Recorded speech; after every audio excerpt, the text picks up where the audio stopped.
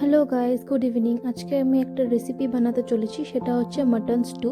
এখানে আমি কিছু সিজনাল সবজি, ক্যাপসিকাম, বিনস এগুলো কেটে নিয়েছি। আপনারা আপনাদের মতন করে কিছু সিজনাল সবজি অ্যাড করতে পারেন। তো এখানে প্রথমে আমি বাটার অল্প করে প্রেশার কুকারে দিয়ে দিচ্ছি। এরপর বাটারটা যখন অল্প গলে আসবে তখন আমি কিছু থেতো করে রাখা রসুন দিয়ে দেবো। রসুনটাকে হালকা অল্প নেড়ে একটু ব্রাউন যখন হয়ে আসবে তখন আমি কিছু কেটে রাখা জুলিয়েন করা আদা ওখানে দিয়ে দেব।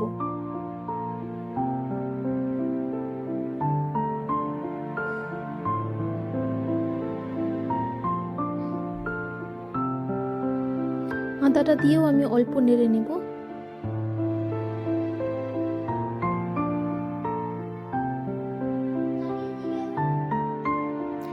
তারপর আমি কিছু স্প্রিং অনিয়ন্স দিয়ে দেব। আপনাদের কাছে যদি স্প্রিং অনিয়ন্স অ্যাভেলেবেল থাকে তবে দিতে পারেন, আর না হলে সেটা এক্সক্লুড করে দেবেন। এরপর আমি মাটন পায়াগুলো অ্যাড করে দেব। মাটন পায়াগুলো দেওয়ার পর আমি সব সবজিগুলো এক এক করে প্রেশার কুকারে দিয়ে দেবো। এখানে আমি পেঁয়াজ, রসুন, টমেটো, ক্যাপসিকাম, বিনস, গাজর সব কিছু এক এক করে দিয়ে দিচ্ছি।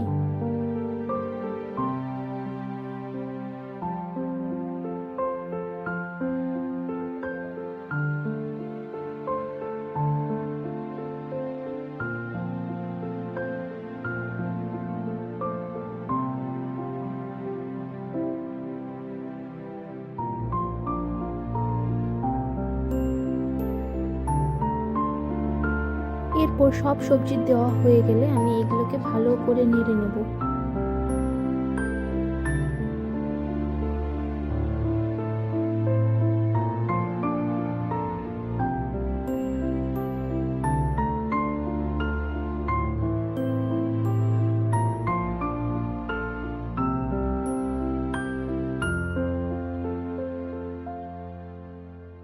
এরপর আমি এর মধ্যে অল্প লবণ আর অল্প করে সামান্য অল্প হলুদ দিয়ে দেব। আপনারা আপনাদের স্বাদ মতন লবণ হলুদ দিয়ে দেবেন।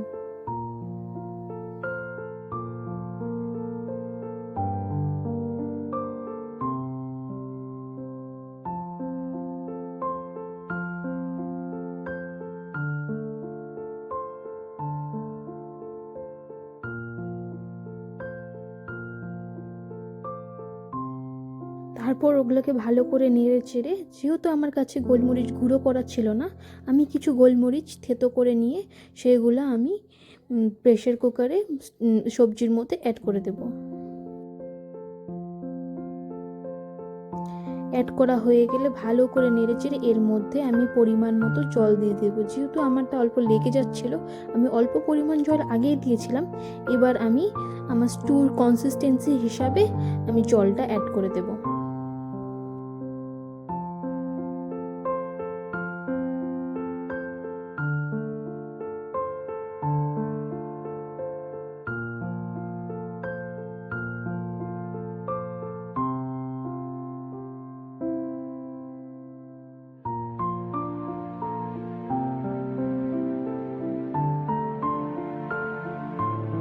জল দেওয়া হয়ে গেলে আমি প্রেশার কুকারটা ঢাকনাটা আটকিয়ে তারপর সিটি দিতে বসিয়ে দেবো।